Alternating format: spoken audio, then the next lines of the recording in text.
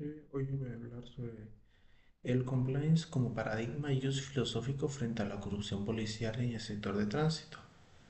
Mi investigación es de un carácter filosófico jurídico que analiza la implementación del compliance como una estrategia integral para mitigar la corrupción dentro de la Dirección Departamental de Tránsito, a través de un análisis crítico hermenéutico que integra los aprendizajes de las corrientes filosóficas. Pero antes de empezar, ¿qué es el compliance? El compliance es un conjunto de mecanismos que se encargan de detectar, prevenir y corregir cualquier falta que se esté cometiendo dentro de una institución. Cualquier falta que le va a llegar a generar a la institución tanto problemas legales como reputacionales.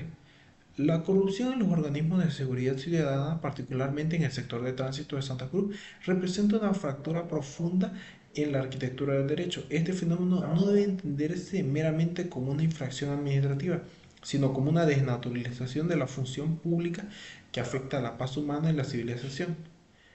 Para el jurista moderno, la filosofía del derecho deja de ser un adorno cultural para convertirse en una herramienta esencial que permite comprender la naturaleza y el valor de las leyes en busca de una justicia integral. Desde una perspectiva de, de epistemología jurídica, conocer el derecho implica entender si tratamos con hechos sociales, con normas puras. La corrupción es un hecho que contradice la norma, generando una crisis de ontología jurídica, donde el ser de la policía se divorcia, se divorcia de su deber ser, la legalidad. Este artículo busca sustentar teóricamente si el compliance puede armonizar estas dimensiones apoyándose en el ecosistema filosófico del profesional del derecho que integra la ontología, la axiología y la hermenéutica. La pregunta central de mi investigación es: ¿puede el compliance ser visto como una alternativa viable y fundamental teóricamente para combatir la corrupción policial en Santa Cruz? Para poder responder esta pregunta se necesita explorar cómo conocer este fenómeno, o sea, la epistemología, que es esencial en el funcionamiento policial, y qué valores deben guiarla, la axiología, utilizando la hermenéutica analógica para rescatar el racionalismo y la ética en la interpretación del derecho. Mi metodología fue un análisis documental, hermenéutico y analógico en el cual logré unificar desde la semana 1 hasta la semana 4 de la materia. Mi análisis se centró en una aplicación de la corriente al fenómeno de la corrupción, evaluando si el compliance satisface las exigencias de justicia distributiva y la pretensión de corrección que todo el sistema jurídico reclama.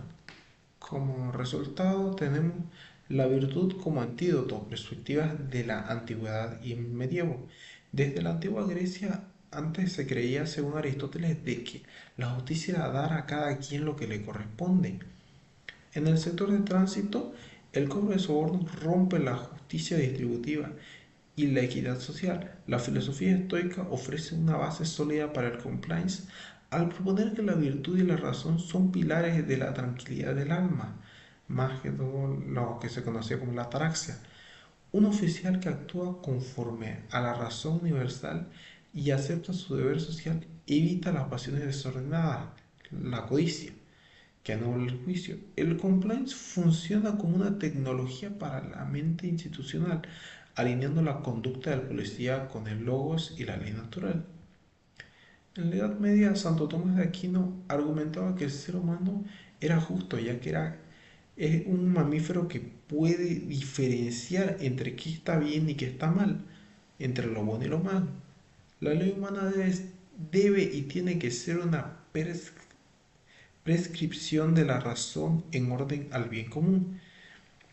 Si el sistema de tránsito cruceño permite la arbitrariedad, según San Agustín, no estaríamos ante una ley, no estaríamos siendo gobernados ante leyes, sino estaríamos siendo gobernados por aberraciones. El compliance busca precisamente restaurar la racionalidad de la ley humana, asegurando que el razonamiento del gobernante o del jefe de la policía se traduzca en normas justas y aplicables. Acá hago un poco de énfasis en lo que dice Maquiavelo, quien sostiene que las leyes nacen de la necesidad de la sociedad de tener un orden y una estabilidad. El compliance es una herramienta de razón para el Estado. Si la policía de tránsito pierde la legitimidad por la corrupción, el Estado boliviano pierde su poder efectivo. Las leyes buenas deben nacer de instituciones sólidas que preservan el orden social. Thomas Hobbes describía cómo el Leviatán no era un monstruo gigante que se dejaba guiar por su y por sus necesidades de destruir. El Leviatán es lo que le está pasando a nuestra sociedad. Es una sociedad que no está teniendo leyes. La corrupción en el sector de tránsito es una manifestación de este monstruo, donde prima el interés individual sobre el contrato social. El derecho es indispensable para controlar el Leviatán. Por ello, el compliance actúa como un mecanismo contemporáneo para que el soberano controle a sus propios agentes de fuerza, limitando la libertad radical de quien pretende estar por encima del pacto social. Frente al riesgo del despotismo policial basado en el temor, Montesquieu proponía la- que la libertad política requiere que el poder limite al poder. Un programa de cumplimiento efectivo en Santa Cruz debe establecer una división interna de funciones y controles cruzados que promuevan la virtud republicana, evitando que la institución sea un espacio de opresión basado en el cohecho. Acá en esta parte vuelvo a recalcar lo que Maquiavelo dice, que las leyes eran la necesidad, nacen de la necesidad y la estabilidad política. En su sentido realista, la policía necesita el compliance porque la corrupción debilita la razón del Estado y la legitimidad de su soberano.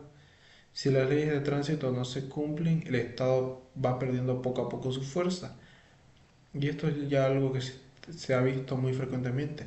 El sector de tránsito, a día de hoy, si le preguntamos a un efectivo de la policía, si le preguntamos cuánto es la multa por pasarse un rojo, unos te van a dar una cifra, otros te van a dar otra. Si le preguntamos también al sector de tránsito si es legal poner grampas y el uso de grúas, te van a decir que en su reglamento policial está permitido, pero su reglamento policial nunca va a estar por encima de la ley de tránsito.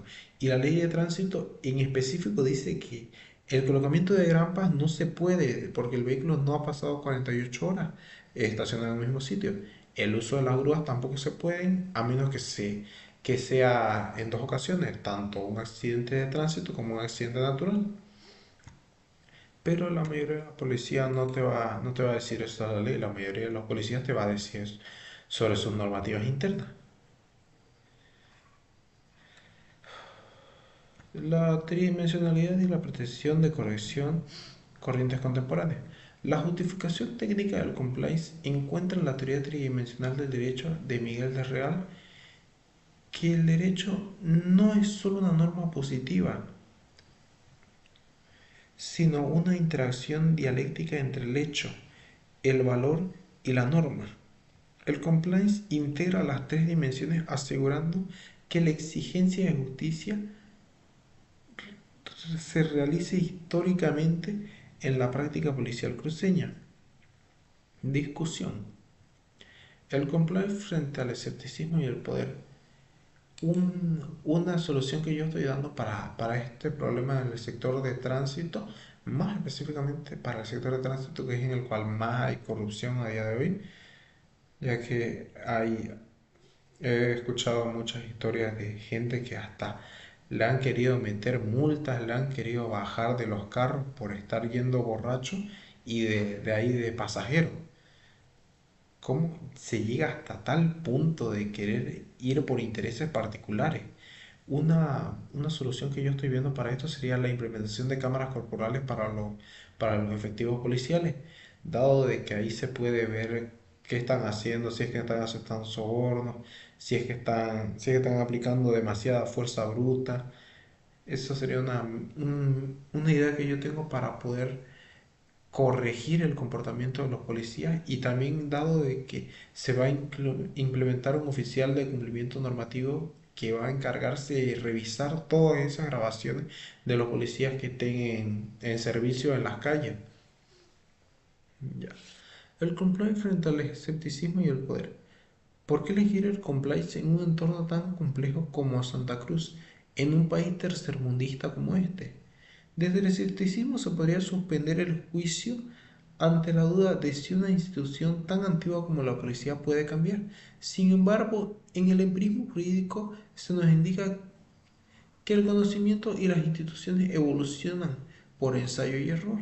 El conocimiento ciudadano se basa en la experiencia de las ventajas de un gobierno honesto, y el compliance ofrece datos verificables necesarios para reconstruir esa confianza. Según Michel Foucault, el derecho puede ser un dispositivo de biopoder que solo busca, el poder el poder y el beneficio de los que están arriba. El riesgo es que el compliance se convierta en una técnica de vigilancia opresiva. No obstante, una visión crítica postestructuralística sugiere que este poder debe ser redirigido para normalizar la conducta del funcionamiento público, no para oprimir al ciudadano, transformando la estructura de dominación en una de servicio racional, la justicia y equidad de género. Aplicando la teoría de John Rawls, el compliance policial debe diseñarse bajo un velo de ignorancia. Las reglas de tránsito y las sanciones deben aplicarse de tal forma que el oficial no sepa si el infractor es un ciudadano influyente o un trabajador humilde, garantizando así la igualdad de oportunidades y libertades básicas. Como conclusión, mi análisis realizado permite concluir que el compliance policial es una alternativa más robusta y fundamentada teóricamente para combatir la corrupción en el sector de tránsito en Santa Cruz, por las siguientes razones. El fundamento ético axiológico que restaurará la virtud aristotélica y la razón escolástica en el funcionamiento, transformando su ética personal en una cultura institucional de honestidad. Fundamento de racionalidad política. Esto actúa como un mecanismo de limitación del poder, según Montesquieu, y el control de las pasiones, perseverando la legitimidad del Estado boliviano. El fundamento epistemológico. El fundamento epistemológico hermenéutico permite la interpretación dinámica y tridimensional del derecho, donde la norma se ajusta a las valoraciones superiores de dignidad y libertad. La pretensión de corrección. Esto eleva una autoridad policial de un ejercicio de fuerza bruta a un acto de justicia racional, proporcionando al ciudadano razones morales para obedecer,